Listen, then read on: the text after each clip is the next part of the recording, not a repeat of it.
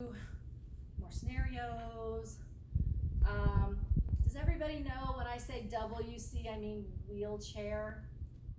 Okay. All right, what's an SNF? Skilled nursing facility. How about RR? Respiratory. Okay.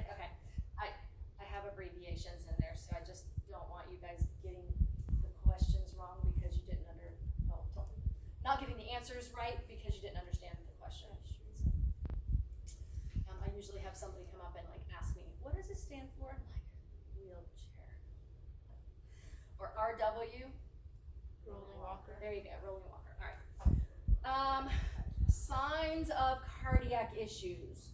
So what's the difference between angina and pericarditis and myocardial infarction, and how does that present? What are you going to see as a clinician? What should you be okay with, and what should you be like, I'm calling the ambulance for? What kind of medications? This is a big one. I don't need to know the names of every medication for those cardiac or pulmonary conditions, but you need to know the classifications. Like, that's a calcium channel blocker, this is a beta blocker, this is a whatever, okay? This is a blood thinner. Those types of broad classifications are going to be necessary. Other than that, when you're in a clinic, you can Google the actual medicine name. I'm fine with that, I do it myself. But you should know some general terms. You should know aspirin's a blood thinner. You should know heparin and warfarin are blood thinners. You should know that beta blockers do what? Control heart rate. They limit the rise of heart rate. Yeah. How much should it still rise? 20. About 10 to 20 beats per minute, and then it kind of plateaus off. It's not going to continue that linear increase, okay? All right. Orthostatic hypotension. We talked about that in other classes for modalities, but how does that relate to cardiopulmonary class? What is it? What are we going to see? What's okay? How do we progress that patient? What are some things that they can do to prepare for activity that will help prevent it? That kind of thing. We talked about pulse oximetry and how to accurately read pulse ox. Did you know that the most accurate pulse oximetry reading is received on the patient's left hand ring finger? Isn't that crazy? It's a little known fact. So left hand ring finger is usually going to have the most accurate reading. Who knew? Obviously, I'm not going to do pulse ox on a thumb. That's kind of awkward. But most of the time, people are taking it on the pointer finger, right? Mm-hmm. Well, the ring finger is actually most accurate. I don't know if it has to do with the whole like circulation type thing, and that's why people wore their wedding bands on that finger, because it has the, I don't know, best blood flow from the heart or what, but. But that's what I was told in a continuing ed class, was that that's the best spot to take it. So tuck that one away for future use.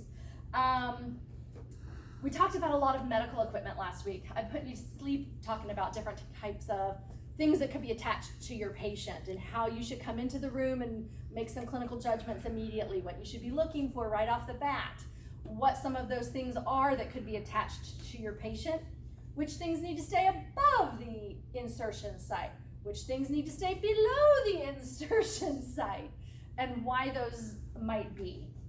When we talk about drains and IVs and ports and lines and stuff like that.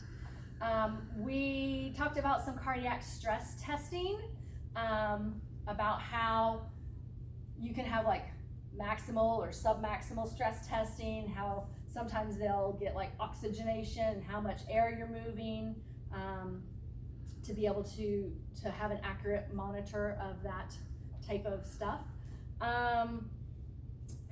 We talked about pulse locations. Go back and take a look at all your pulse locations. I mean, really take a look at all your pulse locations. They might not just be on the pictures. You may have to click on some links. You may have to look at some pictures. But there are very specific pulse locations that I will try and make you second guess on the exam, so just make sure you know where to find them and how to find them. Let's see, we talked about cardiac catheterization.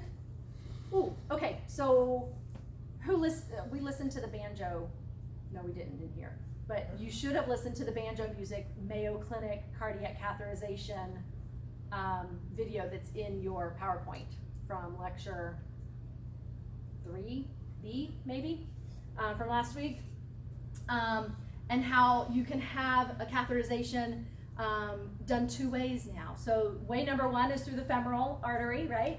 We talked about how that can leave people really sore, and they may not be able to like hip flex, and they may have some contraindications immediately afterwards. They may have to be supine a lot longer to allow healing from that site so that we get some decent clotting and not rupture that artery again.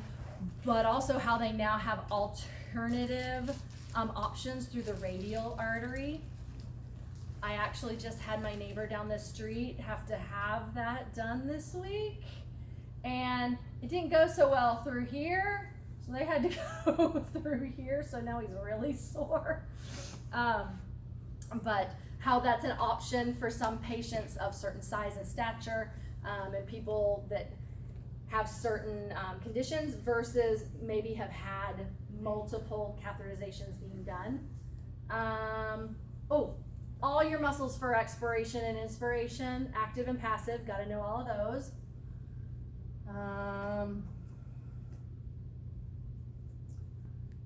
You need to know about lung sounds, where to find them, what to listen for, what's normal, what's abnormal. Sympathetic nervous system in response to cardiac function, so like where the correlation is there, what kind of effect it has on the cardiac system. Half of y'all learned about atelectasis this morning, the other half will learn this afternoon. Atelectasis.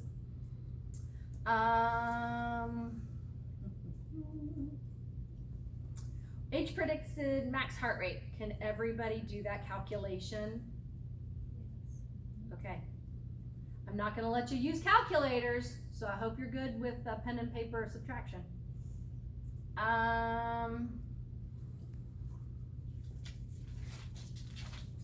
Let's see. We talked today a little bit about some breathing techniques.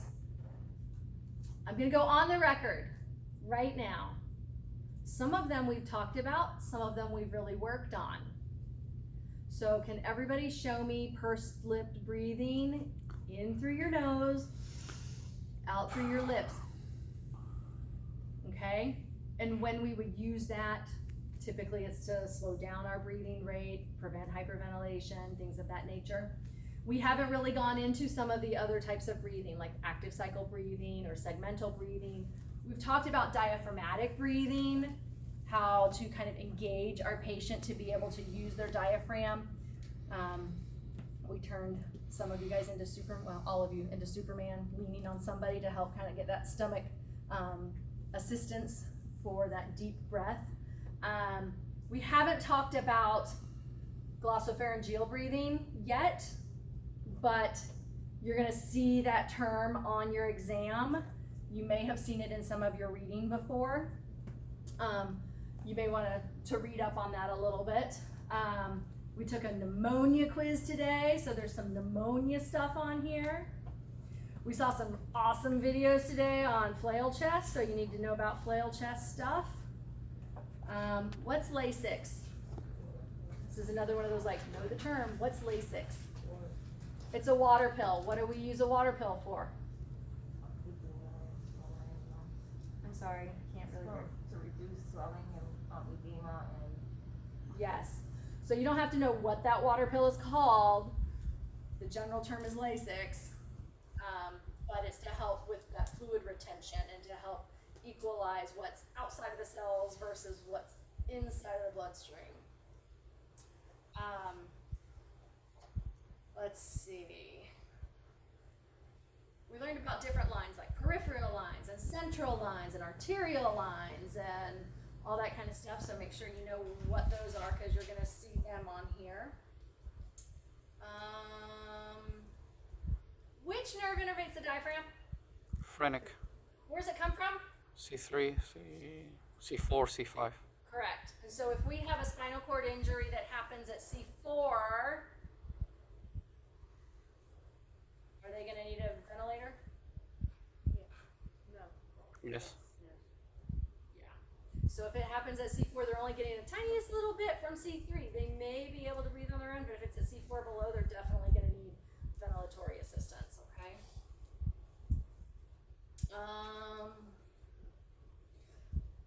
Types of contraindication, or types of indications for stopping exercises. We talked about like absolute and relative. There were two classifications there. You need to know the difference between those two and kind of what's on those lists so that you can determine if this scenario falls into one of those, okay?